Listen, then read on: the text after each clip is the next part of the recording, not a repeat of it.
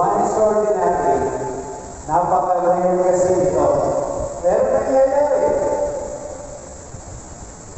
Yung temptation, ibang klase yun. Lagi yan. Araw-araw, minuto. Pero sa extraordinary, ito yung ginagawa namin.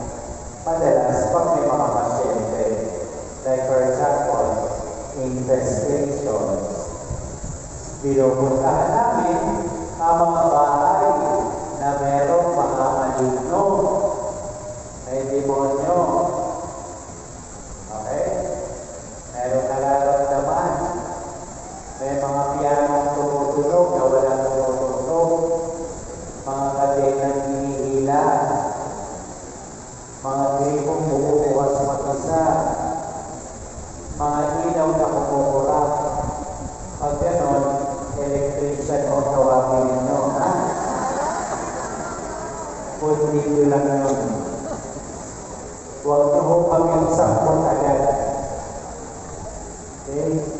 Yung po infestation, ang tinitira ng diablo, lugar, mga hayong, at mga bagay.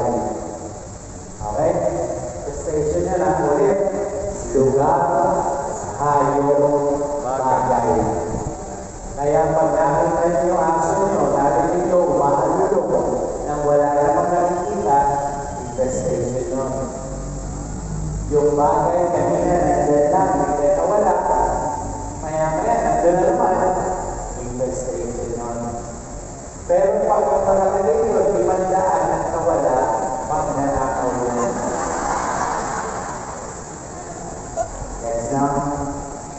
Infestation. Ang pwedeng gumanap nito, kahit sinong pare, Father Owen, Father Somar, pwede kahit na yan. Hindi nyo kailangan tumawag na exorcist. Okay? Sasabihin ko sa inyo kailan ng exorcist. Infestation, kahit sinong pare. Pangalawa, oppression. Pakita sa inyo na oppress. Ano to? Nagpa-check up sa doktor, may masakit, pero wala naman daw dahilan. Oppression.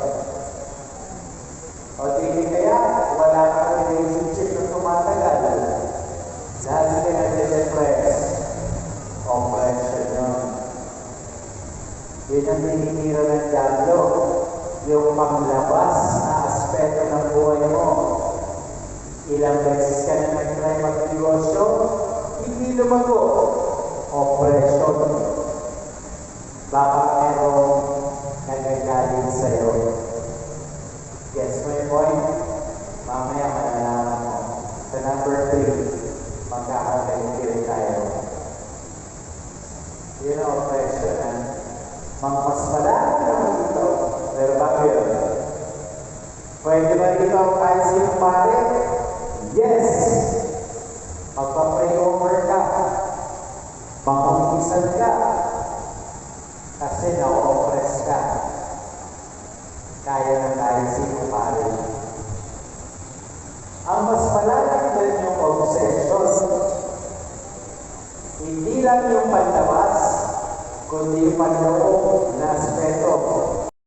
Bulong. Meron ako isang pasyente. Pumunta sa amin. September 8, tanda-tanda yung date. Birthday ni Mama Mary. Kaya sabi ko, ikaw pang demonyo ka. Ano kanyang reklamo o complaint? Madalas daw nakakarinig siya ng bulong. Kumuha ka ng kutsilyo, laslasin mo yung lalamunan ng anak mo. Yun ang bulong sa kanya. Awa ng Diyos ay ating pong pinray over at may mga pinagawa ko sa kanya. Bumalik naman po kahit pa paano. Okay? Obsession. At kadalasan, ito po yung nagaganap sa isang nagsusuicide. Kaya yung mga natutulala dyan, papikin nyo, oy, ano yung isip mo? Dami ng tulala ako. Baka magbindiya pa yan. Yan, possession. Pwede ba rin ito, pare? Kahit sinong pare? Yes! Patulong kayo sa kahit sinong pare. Baka kailangan ng counseling. Baka kailangan ng kausap. Baka kailangan ng pray-over. Baka kailangan pa umpisa rin.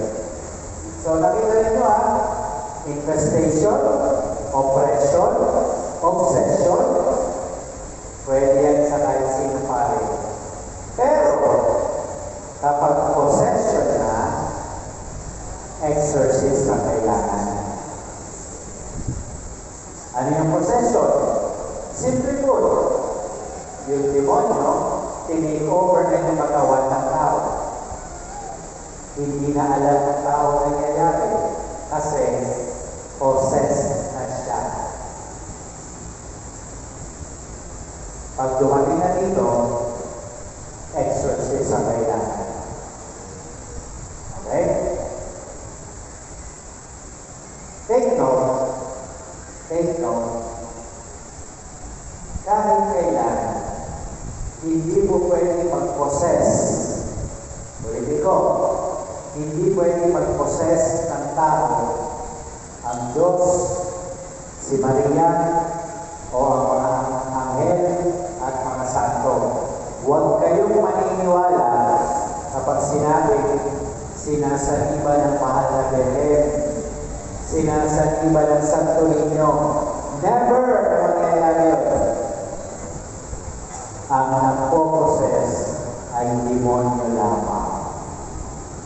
Okay? Malapit na naman yung mundas. Marami na naman kayo mapapanood. Corina Sanchez, Jessica Soho, Magandang Gabi Bayan. Huwag kayo maniniwala sa mga namapanood ninyo na napoposes ng Anghel ni Maria Santo Niño.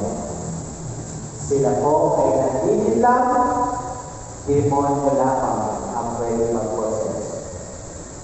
Kaya pag pumunta kayo, tumapag kayo sa amin, Father, may napupunso ng Virgin Mary. Kalokohan. Never pa sa history ng mundo